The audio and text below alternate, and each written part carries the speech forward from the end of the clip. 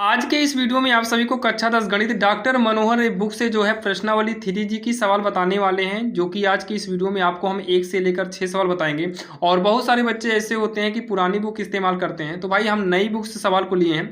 हो सकता है कि आपकी किताब में जो है प्रश्नावली एक आगे पीछे हो, तो आप लोग देखिएगा। बाकी सभी सवाल एनसीईआरटी डॉक्टर मनोहर रे में मैच करेंगी। तो चलिए देखते हैं, क्योंकि भाई देखिए बहुत सारे बच्चे होते हैं किताब को मांग मांग कर काम चलाते हैं।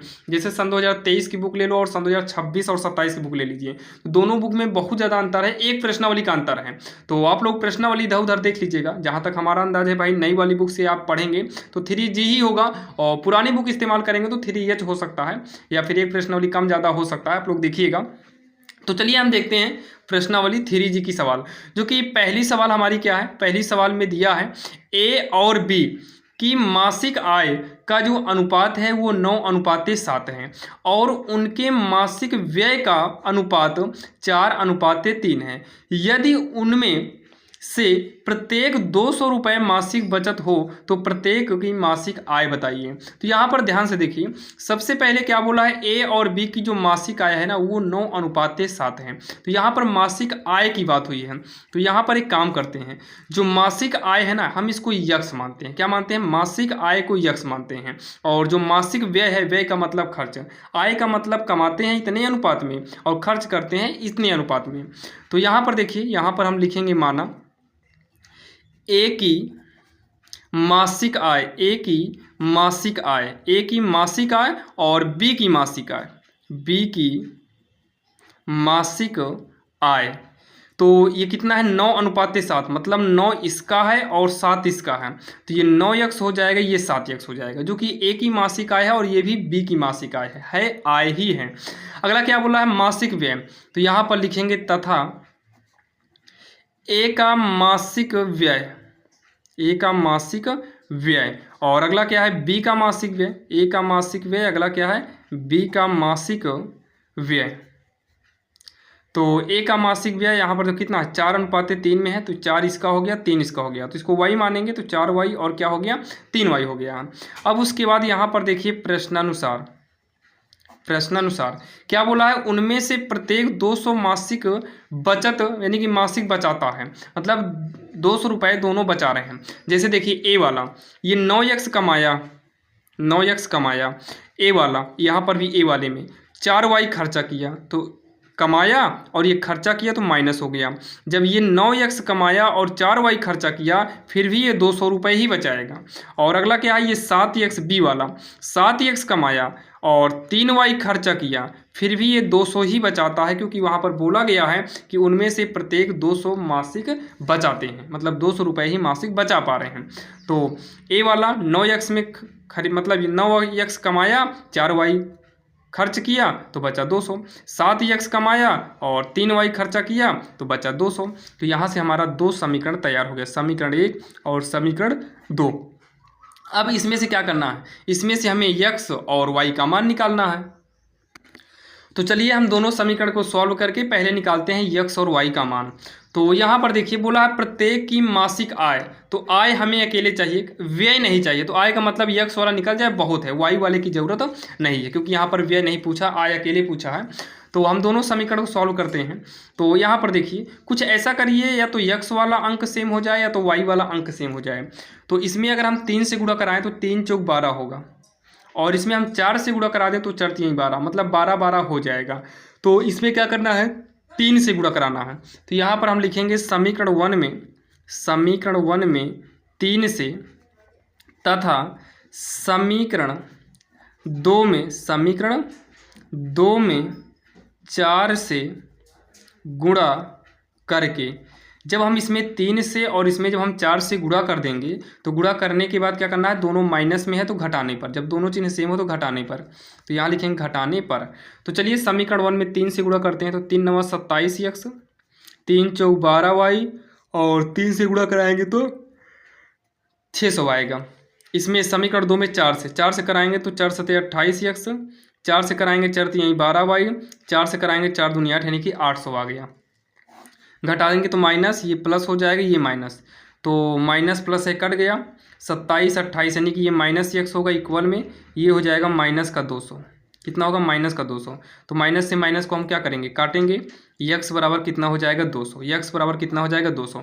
यहाँ पर वाई निकालने की ज़रूरत नहीं है, अगर ज़रूरत पड़ती तो हम वाई को निकालते, क्योंकि यहाँ पर हमसे केवल प्रत्येक की मासिक आय पूछा है। तो आय का मतलब ये दोनों में यक्स की ही ज़रूरत है, इसलिए वाई को नहीं निकालेंगे, बाकी निकालना पड़ता है। यहाँ पर लिखेंगे अतः ए की मासिक, अतः ए की मासिक आय, और प्रत्येक का मतलब ए और बी दोनों का निकालना है, तो ए का हो गया, और नीचे हम लिखेंगे बी की मासिक आय। तो ए की मासिक आय कितना है 9x, इसका 7x। तो 9x, यक्स की जगह पर हम 200 रखेंगे, तो 9 गुणे 200 हो जाएगा, ये हो गया 1800 रुपये। और ये हो जाएगा कितना 9 7 है, 7x है तो 7 गुणे 200 करना होगा, तो 7 दूनी 1400 रुपये हो जाएगा। तो कितना हो जाएगा 1800 और कितना हो गया 1400 हो गया, 1800 और 1400 हो गया, जो कि यही इसका जो है उत्तर हो जाएगा। क्योंकि हमें आय चाहिए प्रत्येक की, तो ए की मासिक आय क्या है 1800 और बी की मासिक आय कितना है 1400 हो गया, ये इसका आंसर हो गया। अब यहाँ पर देखिए जो सवाल नंबर दूसरी है वो आपके सामने है, यहाँ पर आप लोग देख सकते हो, दो अंकों की संख्या के अंकों का योग जो है 9 है, लेकिन ये नहीं पता कि आखिर वो संख्या क्या है। ये तो नहीं पता हमें कि संख्या क्या है, बस यहाँ पर हम संख्या मान लेते हैं। माना संख्या 10x प्लस वाई, दो अंकों की संख्या क्या है 10x प्लस वाई है, हमेशा ध्यान देना। माना संख्या 10x प्लस वाई है, या फिर लिखेंगे यहाँ माना दो अंकों की संख्या 10x प्लस वाई है, जिसमें से यहाँ पर लिख देंगे इकाई का अंक y है तथा दहाई का अंक x है, दहाई का अंक x है। तो यहाँ पर देखिए इकाई का था इसलिए यहाँ पर 1 से गुणा कराए तो y का नाम y है, ये दहाई का था इसलिए यहाँ पर 10 से गुणा कराए तो ये 10x होगा, ठीक। दहाई के लिए 10 से गुणा कराए हैं। फिर बोला है अंकों का योग, तो यहाँ पर लिखेंगे दोनों अंकों का योग, दोनों अंकों का योग कितना है 9, यानी कि x और y का जो योग है वो कितना है 9 है, और ये बन गया समीकरण 1 बन गया। बोला है इस संख्या का 9 गुना, मतलब ये जो संख्या है प्रश्नानुसार यहाँ डाल देंगे, प्रश्नानुसार कह रहा है इस संख्या का 9 गुना, तो इस संख्या का क्या करेंगे हम 9 गुना करेंगे, तो 10x प्लस वाई का 9 गुना। फिर क्या बोला है संख्या के अंकों को पलटने से बनी संख्या का 2 गुना, 2 गुना के लिए 2 से गुणा करेंगे, और बोला है अंकों को पलटना है, मतलब सब कुछ यही रहेगा, जहाँ x है वहाँ y होगा और जहाँ y था वहाँ क्या हो जाएगा x हो जाएगा। अंकों को पलटने से जो बनी संख्या वो क्या हो जाएगा 2 गुना, 2 गुना बोला है कि संख्या ज्ञात कीजिए। तो चलिए इसको सॉल्व करते हैं। 9 दहम्मा 90x, 9 का नाम 9y, 2 दहम्मा 20y, 2 से गुणा कराएंगे 2x। आगे सॉल्व करेंगे तो हो जाएगा 90, यानी कि हाँ 90x है, x और इधर आएगा माइनस का 2x, कितना हो जाएगा माइनस का 2x। 20y, y वाला इधर लाएंगे तो हो जाएगा माइनस का y, इसको घटाएंगे तो हो जाएगा 88x, इसे घटाएंगे तो हो जाएगा 11y। तो यहाँ पर 88x, 11 को पक्षांतर कर दो बटे में आएगा, यहाँ y बचा 11 × 88, तो y बराबर कितना गया 8x, 8x आया है y के बराबर में, तो y बराबर कितना हो गया 8x हो गया, और ये हो जाएगा हमारा समीकरण 2। तो y का मान जो है हम समीकरण 1 में रखेंगे, तो y का मान समीकरण 1 में रखने पर, तो y का मान जो है समीकरण हम 1 में रखेंगे, तो x लिखेंगे प्लस y की जगह पर 8x इक्वल में 9, तो ये 8 1 कितना होगा 9x इक्वल 9, तो x बराबर 9/9, 9 से 9 कट गया एक बार में, तो x बराबर 1 हो गया, x बराबर कितना हो गया 1 हो गया। अब x का मान जो है समीकरण 2 में रखेंगे, तो x का मान समीकरण 2 में रखने पर, तो x का मान जब हम इसमें रखेंगे तो y बराबर 8 गुणे x की जगह पर 1 होगा, 8 ही का नाम 8 हो गया, तो y बराबर कितना हो गया 8 हो गया, ठीक। y बराबर कितना हो गया 8 हो गया है। अब यहाँ पर हमसे पूछा है संख्या बताओ, तो लिखेंगे अतः वह संख्या, अच्छा संख्या हम क्या माने हैं, तो संख्या क्या माने हैं 10x प्लस वाई माने हैं, तो 10x, तो 10x इंटू में x की जगह 1 करो, प्लस में y की जगह पर 8 करो, तो ये हो जाएगा 10 का नाम 10 प्लस 8, 10 8 कितना हो गया 18 हो गया। तो अतः वह संख्या कितना आएगी 18 आएगी, यही जो है इसका आंसर हो जाएगा, जो कि काफ़ी आसान है और आप सभी के जो है समझ में आया होगा। अब यहाँ पर देखिए जो सवाल नंबर तीसरी है वो आपके स्क्रीन के सामने है। यहाँ पर देखिएगा तीसरी नंबर सवाल, एक पुस्तक विक्रेता ने अपनी पुस्तक को 24 रुपए में बेचकर, कितने में, 24 रुपए में बेचकर उतने ही प्रतिशत लाभ कमाया जितने रुपए में उसने पुस्तक खरीदी थी। तो सबसे पहला नंबर तो यहाँ पर देखिए ये बोला है कि उतने ही प्रतिशत लाभ कमाया या लाभ उठाया जितने रुपए में उसने पुस्तक को खरीदी थी। तो पुस्तक का हमें क्रय मूल्य बताना है। तो सबसे पहले जो पूछा जाता है उसी को हम मानते हैं। तो माना पुस्तक का क्रय मूल्य, मान लेते हैं जो पुस्तक का क्रय मूल्य है ना वो X रुपये है। फिर उसके बाद क्या बोला है, एक पुस्तक विक्रेता ने अपनी पुस्तक 24 रुपये में बेचकर, बेचना मतलब विक्रय मूल्य, तो यहाँ पर हो जाएगा विक्रय मूल्य बराबर कितना, 24 रुपये, X नहीं 24 रुपये, क्योंकि 24 रुपये में बेचा है। बोला है बेचकर उतने ही प्रतिशत लाभ उठाया। लाभ, यहाँ पर सबसे पहले हम लाभ निकालते हैं। तो लाभ बराबर जो होता है ना, लाभ बराबर होता है विक्रय मूल्य माइनस में क्रय मूल्य, मतलब क्रय मूल्य मतलब जितने में बेचेंगे वो वाला पैसा और जितने में खरीदे थे, मतलब जो बेचे, मान लो 100 रुपये में कोई चीज़ हम बेचे और 80 रुपये में खरीदे थे तो लाभ हुआ, तो 100 में 80 घटाना पड़ेगा। वैसे ही विक्रय मूल्य कितना है 24, क्रय मूल्य कितना है X, तो 24 माइनस X रुपये हो जाएगा, 24 माइनस X रुपये हो जाएगा। लेकिन यहाँ पर प्रश्नानुसार के हिसाब से तो कुछ और ही बोला है, तो हम प्रश्नानुसार के हिसाब से आते हैं। सबसे पहले तो ये चेक करो भाई 100% का जो लाभ है वो कितना है। 100% का लाभ या 100% पर जो लाभ है वो X रुपये है। अगर हम यहाँ पर कर दो 100% पर जो लाभ है वो X रुपये है, तो अगर हम 1 रुपये का लाभ निकालें, 1 रुपये का जो लाभ है, अगर हम 1 रुपये का लाभ निकालें तो X बटे कितना करना पड़ेगा, 100 रुपये। और अगर मान लो यहीं पर X पर लाभ हमें निकालना हो, क्योंकि वो बोला है कि 24 रुपये में बेचकर उतने ही प्रतिशत लाभ कमाया जितने में वह पुस्तक को खरीदा था। खरीदा का मतलब क्रय मूल्य। तो यहाँ पर देखो क्रय मूल्य का हम क्या माने हैं, X माने हैं। तो भाई जितने में खरीदा था उसी हिसाब से पूछा, तो X पर हम निकालेंगे। X पर जो लाभ है X बटे 100 गुणे X होगा, मतलब X से यहाँ पर भी गुणा, X से इसमें भी गुणा करना पड़ेगा। तो ये हो जाएगा X स्क्वायर बटे का 100, X स्क्वायर बटे का 100 हो जाएगा। तो ये हमारा एग्जैक्ट लाभ है। तो ये बोला है लाभ, ये भी लाभ और यहाँ पर ये भी लाभ, तो लाभ लाभ आपस में क्या हो जाएगा, बराबर। तो यहाँ लिखेंगे तब X स्क्वायर बटे में 100 बराबर हो जाएगा 24 माइनस X के, 24 माइनस X के हो जाएगा। अब इसको सॉल्व कर लीजिए। तो X स्क्वायर तिरछा गुणा करेंगे तो हो जाएगा 2400 माइनस में 100X होगा। तो X स्क्वायर उधर आएगा प्लस में 100X, उधर जाएगा माइनस का 2400 इक्वल का 0 होगा। अब इसको हम जब सॉल्व करेंगे तो X स्क्वायर प्लस में इसका जब हम खंड करेंगे तो 120X माइनस 20X बचेगा और माइनस का 2400 इक्वल का 0। तो X square plus 120X minus में 20X माइनस का 2400 इक्वल का 0। X कामन लेंगे तो X प्लस 120 माइनस 20 कामन लेंगे तो X प्लस ये हो जाएगा 120 ही बचेगा इक्वल का 0। X प्लस 120 एक में हो जाएगा और X माइनस 20 एक में होगा इक्वल का 0। और फिर उसके बाद क्या करेंगे, X ये वाला माइनस 20 बराबर 0, तो X बराबर 20 आ गया। अगला लेंगे तो क्या है, X प्लस 120 है तो बराबर 0, तो X बराबर कितना होगा, माइनस में 120 होगा। X बराबर कितना होगा, माइनस में 120 होगा। यानी कि हमसे क्या पूछा था, क्रय मूल्य। तो लिखेंगे पुस्तक का क्रय मूल्य, तो ये माइनस में है तो ये मान्य नहीं होगा, इसको हम लिख देंगे अमान्य।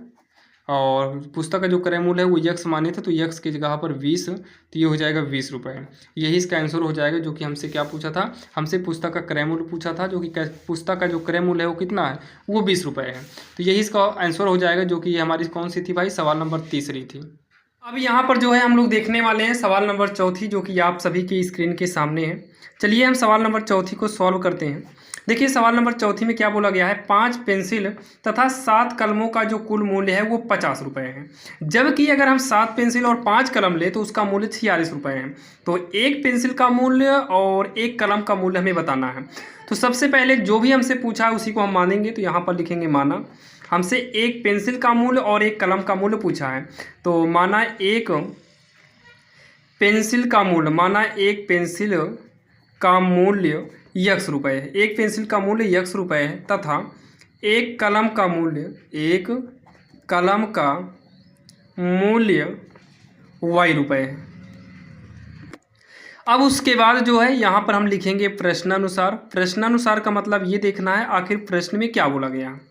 ये बोला है कि 5 पेंसिल, तो एक पेंसिल का मूल्य x है और 5 पेंसिल के लिए 5x हो जाएगा।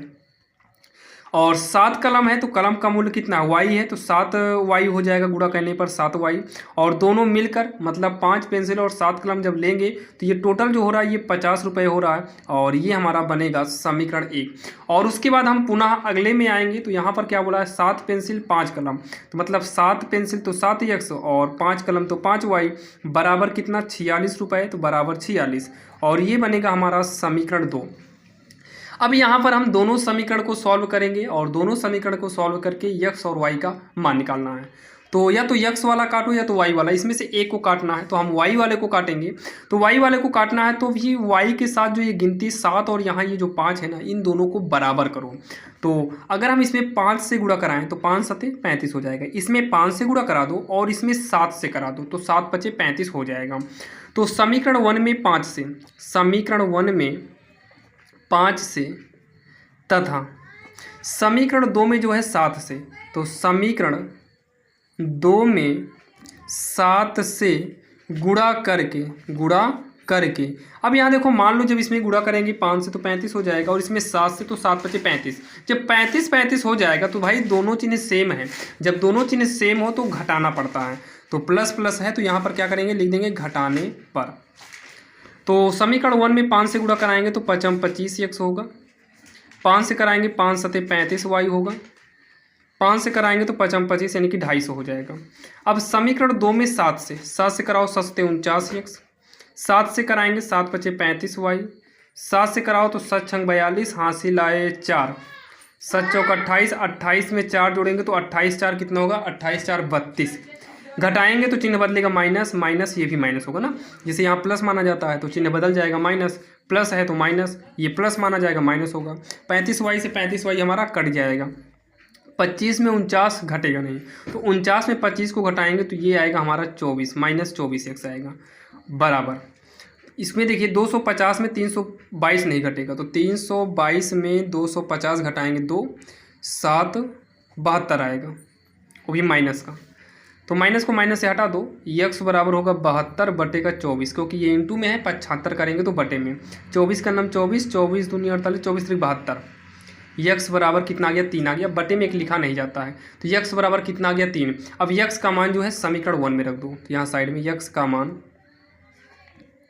समीकरण 1 में रखने पर, समीकरण 1 में रखने पर, तो समीकरण 1 में रखते हैं, समीकरण 1 ये है, तो 5 गुणे यक्स की जगह पर हम कितना करेंगे 3, प्लस में 7y उतारेंगे और इक्वल का 50 लिखेंगे, तो पंक्तियाई का 15 होगा, प्लस में 7y बराबर का 50, तो ये होगा 7y बराबर 50, 15 को इधर लाएंगे माइनस का हो जाएगा, तो ये 7y बराबर हो गया 35, y बराबर होगा 35 बटे 7, क्योंकि ये इंटू में है, 75 करेंगे तो बटे में आएगा, 7 का नाम 7, 7 पचे 35, तो y बराबर कितना आएगा 5 आएगा, y बराबर हो जाएगा 5। अब यहाँ पर जो है लास्ट में हम लिखेंगे, यहाँ पर हम एक पेंसिल का मूल्य x माने हैं और एक कलम का मूल्य y माने हैं, तो x की जगह पर x का मान, y की जगह पर y का मान, तो लास्ट में लिखेंगे अतः पेंसिल का मूल्य या फिर एक पेंसिल का मूल्य, अतः एक पेंसिल का मूल्य 3 रुपये तथा कलम का मूल्य 5 रुपये है या फिर होगा। यही इसका आंसर हो जाएगा, जो कि काफ़ी आसान था और आप सभी के समझ में आया होगा। ये हमारी सवाल नंबर 4 है। चलिए अब हम देखते हैं सवाल नंबर 5। अब यहाँ पर अगर हम बात करें सवाल नंबर 5 की, तो सवाल नंबर 5 जो है स्क्रीन के सामने है। यहाँ पर देखिए बोला गया है कि एक व्यक्ति कुछ मासिक वेतन पर नौकरी शुरू करता है। एक व्यक्ति है, कुछ मासिक वेतन पर वो नौकरी शुरू कर रहा है। प्रत्येक वर्ष उसके वेतन में एक नियत वृद्धि होती है। नियत का मतलब होता है कि कोई ऐसी वृद्धि है जो फिक्स होती है। जैसे मान लो 1 साल होने के बाद हो सकता है आपके पेमेंट में कुछ ऐड हो जाए, या मतलब वृद्धि है। जैसे मान लो हम किसी भी कंपनी में ज्वाइन करें तो हमको 1000 रुपये एक्स्ट्रा मिलेगा, हमारे काम का तो पैसा मिलेगा ही, 1000 एक्स्ट्रा मिलेगा, उसी को नियत वृद्धि बोला जाता है। तो प्रत्येक वर्ष जो है एक नियत वृद्धि है। तो मान लेते हैं मासिक वेतन x है, पहले वेतन की बात है तो वेतन को हम x मान लेते हैं। तो यहाँ पर लिखेंगे माना माना यहाँ पर देखिए लास्ट में क्या बोला है, उसका वेतन कितना था और वार्षिक वृद्धि। तो पहले वृद्धि को हम, चलिए यहाँ पर वेतन को जो है हम यक्स मान लेते हैं। माना मासिक वेतन, मासिक वेतन जो है ये यक्स है, मासिक वेतन क्या है, यक्स है या यक्स रुपए है।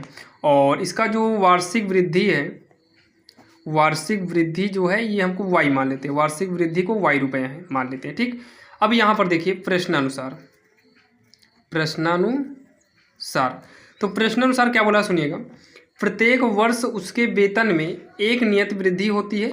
फिर बोला है यदि नौकरी 4 वर्ष बाद उसका वेतन इतना हो रहा। सुनिएगा, मासिक वेतन जो है वो तो फिक्स है, 4 वर्ष बाद यानी कि 4 गुना हो जाएगा और ये हो जाएगा 2200 रुपये, यानी कि ये बनेगा समीकरण। 4 वर्ष बाद जो उसका वेतन हो रहा है, तो 4 वर्ष बाद हो रहा है, तो 4 वर्ष बाद का मतलब ये 4 साल वृद्धि हो जाएगी। तो जो वाई है ये 4 गुना बदल जाएगा। वाई 4 वर्ष, पहले वर्ष के लिए, फिर दूसरे वर्ष के लिए, तीसरे वर्ष के लिए, चौथे वर्ष के लिए, तो ये टोटल कितना हो जाएगा, 4 वाई हो जाएगा। तो वही यहाँ पर हम 4 वाई लिखे हैं। तो उसका मासिक वेतन तो यक्स फिक्स है और 4 वर्ष हो गया तो 4 से गुणा कराए हैं और टोटल रेट कितना है, 2200 रुपये है। फिर वो ऐसे ही बोला है 15 वर्ष बाद, तो यक्स तो पड़ा रहेगा, 15 वर्ष का है तो यहाँ पर कितना हो जाएगा, 15 वाई होगा और इक्वल में 2750 होगा और ये हमारा बनेगा समीकरण 2। अब यहाँ पर हमें क्या काम करना है, यक्स और वाई का मान निकालना है। तो नीचे वाला बड़ा समीकरण है, ऊपर वाला छोटा है, तो समीकरण 2 में से 1 को घटा देंगे तो ये वाला कट जाएगा। तो यहाँ पर हम लिखेंगे समीकरण 2 में से, समीकरण 2 में से समीकरण 1 को, समीकरण 2 में से समीकरण 1 को घटाने पर, तो हम समीकरण 2 में से समीकरण 1 को घटा देंगे। तो समीकरण 2 लिखेंगे यक्स प्लस का 15y इक्वल का 2750 और समीकरण 1 कितना है, यक्स प्लस का 4y इक्वल में 2200 रुपये। तो इसको हम घटाएंगे तो ये माइनस होगा, ये भी माइनस, ये भी माइनस, क्योंकि चिन्ह परिवर्तित हो जाएगा। तो यक्स से यक्स को काटेंगे, 15y में से 4y को घटाएंगे तो 15 में से 4 गए 11y इक्वल 0, 5 में 0 गए 5, 7 में से 2 गए 5, 2 में से 2 कैंसिल, मतलब 2 से 2 हट जाएगा। तो y बराबर हो जाएगा 550 बटे का 11, 11 का नाम 11, 11 पचे 55, 11 0 0, तो y बराबर कितना आ गया, 50 आ गया। y बराबर कितना आ गया, 50। y का मान समीकरण 1 में रखकर यक्स का मान निकालेंगे। तो समीकरण 1 से, या फिर यहाँ पर लिख सकते हैं y का मान समीकरण 1 में रखने पर, तो ये हो जाएगा यक्स प्लस 4 गुणे, यक्स प्लस 4 गुणे y की जगह पर हम 50 करेंगे इक्वल में 2200, तो यक्स प्लस 50 चौका 200 हो जाएगा, माइनस में 2200 बराबर का है। तो यक्स बराबर हो जाएगा 2200, ये प्लस में ही इधर आएगा माइनस का हो जाएगा, तो यक्स बराबर कितना आएगा, 2000 आएगा। तो यक्स बराबर कितना आ गया, 2000 आ गया।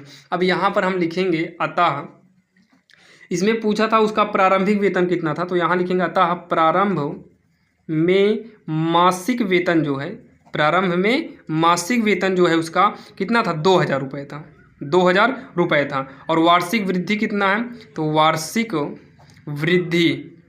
वृद्धि कितना है, 50 रुपये है। ठीक, मतलब हर साल जो है उसका 50 रुपये में वृद्धि हो रही है। यही इसका आंसर होगा, जो कि हमारी सवाल नंबर 5वीं थी।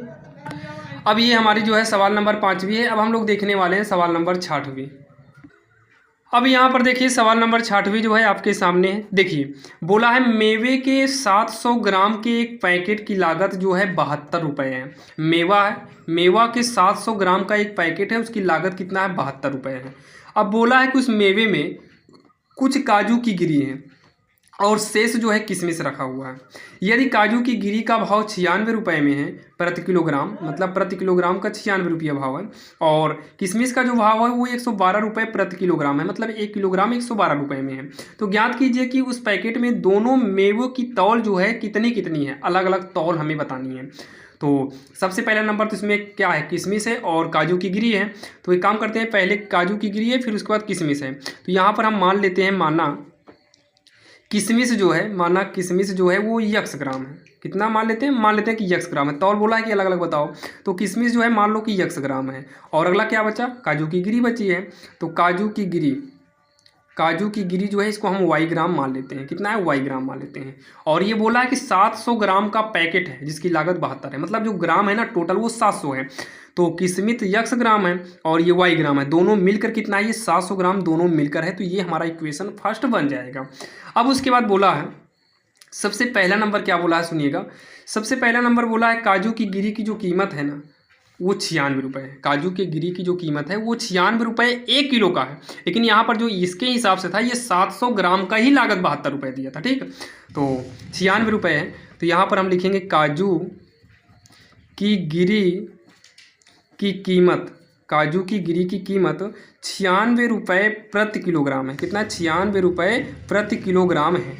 तो अगर हम यहाँ पर बात करें भाई काजू की गिरी की जो कीमत है वो 96 रुपये है, तो हमें वाई ग्राम यहाँ पर माने हैं, तो वाई ग्राम काजू की गिरी की कीमत वाई ग्राम काजू की गिरी की जो कीमत है ये हो जाएगा टोटल 96 वाई बटे का 1000 से भाग दिए हैं ताकि ये ग्राम में परिवर्तित हो जाए। ठीक, 96 रुपये जो है ये किलोग्राम का था, तो यहाँ पर 1000 से हम भाग दिए हैं। सेम वैसे किशमिश वाला भी करेंगे भाई, यक्स ग्राम किशमिश की कीमत तो ये 96 था, तो 96 वाई किए थे और इसका रेट 112 है, तो ये 112 वाई बटे 1000 होगा। 1000 क्यों किए? क्योंकि ये भी हमारा ग्राम में ही मतलब किलोग्राम में दिया था, तो ग्राम में परिवर्तित करने के लिए किए हैं। अब हम यहाँ पर आते हैं प्रश्नानुसार। यहाँ पर देखिए ये 700 ग्राम दिया था, तो 700 ग्राम के लिए हम दोनों को ऐड करके 700 किए थे, और ये जो 72 है ना ये रेट है मतलब मूल्य है, तो कीमत को जोड़ेंगे तो कीमत होगा। तो कीमत वाला पहले क्या करेंगे 96 वाई बटे 1000 और फिर उसके बाद 112 वाई बटे का ये यक्स ग्राम है क्या, यहाँ यक्स करो, फिर 112 यक्स बटे का 1000 और दोनों रेट है, कीमत को जोड़ेंगे तो कीमत 72 रुपये हो रहा है, जो कि आप देख सकते हो शुरू में दिया था यहाँ पर 72 रुपये। तो 1000 का लघुत्तम तो 1000 ही आएगा, तो यहाँ पर 96 वाई प्लस में 112 करेंगे यक्स बराबर 72, तो हो जाएगा 96 वाई प्लस में 112 वाई इक्वल का हो जाएगा 72 गुणे 1000। इसमें कामन होगा 8 ले लेंगे, कामन दोनों में 8 लेंगे तो 8 का नंबर 2 16, 12 वाई बचेगा। 8 कामन लेने पर 14 यक्स यहाँ पर है, 14 यक्स हो जाएगा क्योंकि 112 यक्स था, तो 14 यक्स बराबर का हो जाएगा 72 गुणे 1000। अब उसके बाद जो है 12 वाई प्लस में 14 यक्स बराबर 72 गुणे 1000। 8 का 75 करेंगे बटे में 8 9 72, तो ये कितना हो जाएगा 12 वाई प्लस में 14 यक्स इक्वल ये हो जाएगा 9000। समीकरण क्या हो जाएगा 2 हो जाएगा, समीकरण 2 होगा। अच्छा अभी भी कामन हो रहा है इसमें ना, अभी भी इसमें जो है कामन हो रहा, तो चलिए कोई बात नहीं, इतना रहने देते हैं। अब एक काम करो y वाले को काटो, तो यहाँ पर x प्लस वाई है, तो इसमें हम 12 से गुणा कर देते हैं। कितने से? 12 से गुणा कर देते हैं। तो यहाँ पर देखिए समीकरण 1 में 12 से गुणा करके समीकरण 1 में समीकरण 2 को घटाने पर, तो समीकरण 1 में 12 गुणा करेंगे तो क्या x प्लस वाई बराबर 700 है, तो 12 से गुणा करेंगे तो 12x 12y और बरसते 8400, फिर इसको लिखेंगे 12y प्लस 14x बराबर कितना 9000। घटाने पर कटेगा, ध्यान से देखना, ये 12y से 12y कटेगा, थोड़ा आगे पीछे है। 12x में 14x घटेगा नहीं, उल्टा घटाएंगे तो -2x, और इसको उल्टा घटाना पड़ेगा, तो 0 0 6 मतलब 6 सवाई का माइनस का, तो इसको इससे काट देंगे, तो 2 से काट दो, 2 का नाम 2 2 3 6 0 0, मतलब x बराबर जो आएगा वो 300 आएगा। x बराबर कितना आएगा 300 आएगा। अब आप लोग x का मान जो है समीकरण 1 में रखना, समीकरण 1 में रखने पर, तो समीकरण 1 क्या है पता है, x प्लस वाई बराबर 700 है, x प्लस वाई बराबर कितना है 700 है, तो x के जगह पर 300 रख दो यहाँ से, ये देख सकते हो नीचे, और प्लस में y बराबर का 700। अब उसके बाद ये हो जाएगा y बराबर 700 माइनस का 300, क्योंकि ये इधर आ जाएगा तो माइनस में, तो y बराबर ये कितना आएगा 400 आएगा, कितना आएगा 400 रुपये आएगा, मतलब 400 आएगा। तो लास्ट में आप लोग लिख देना, यहाँ पर साइड में हम लिख दे रहे हैं अतः क्या बोला है कि भाई कौन कौन कितना कितना ग्राम है, तो अतः पहला किशमिश की बात किया था, तो यहाँ किशमिश लिखेंगे, ये यक्स ग्राम माने थे तो यक्स की जगह पर 300 ग्राम हो गया, 300 रुपये नहीं ग्राम रहेगा। और अगला क्या है काजू की गिरी, तो काजू की जो गिरी है ये हम वाई ग्राम माने थे तो वाई का मान 400 आया, तो 400 ग्राम होगा, 400 ग्राम होगा। ये इसका आंसर हो जाएगा, जो कि काफ़ी आसान था। और आज की इस वीडियो में आप सभी को हमने 1 से लेकर सवाल 6 तक बताए हैं, और बाकी नेक्स्ट पार्ट में आपको कुछ करा देंगे। लगभग 3 पार्ट आपका बनेगा। ये हमारी प्रश्नावली कौन सी थी? 3G थी। और जहाँ तक है कोशिश किया जाएगा जल्द से जल्द आपका वीडियो भाई रेडी हो जाए। और प्लेलिस्ट आपकी भाई तैयार कर दिए हैं, और उसका लिंक हम डिस्क्रिप्शन में दे देंगे। जो कि चैप्टर 3 की सवालें बची थी, और बाकी आपका 4 हो गया है, 5 भी हो गया है, 6 भी शायद हो गया है, 8, 9, 11, 12 भी हो गया है। तो जो जो नहीं हुआ हम प्लेलिस्ट में ऐड कर देंगे। बाकी आपको हम डिस्क्रिप्शन में प्लेलिस्ट का लिंक दे देंगे, जहाँ से जाकर आप लोग लाइन बाय लाइन सभी चैप्टर के क्वेश्चन को देख सकते हैं। और इंपॉर्टेंट क्वेश्चन के लिए भी ऑलरेडी हम प्लेलिस्ट बना रहे हैं, वो भी प्लेलिस्ट जल्द ही रेडी हो जाएगी, और उसका भी लिंक आपको डिस्क्रिप्शन में जाएगा। बाकी आप लोग चैनल के प्लेलिस्ट वाले लिंक में जाकर देख सकते हैं। चलिए मिलते हैं किसी अन्य वीडियो में। चैनल पर नए हैं तो सब्सक्राइब करिएगा। और भाई अगर कोई लड़का 11 में हो या 12 में हो तो आप लोग RSL मैथ चैनल पर जा सकते हो।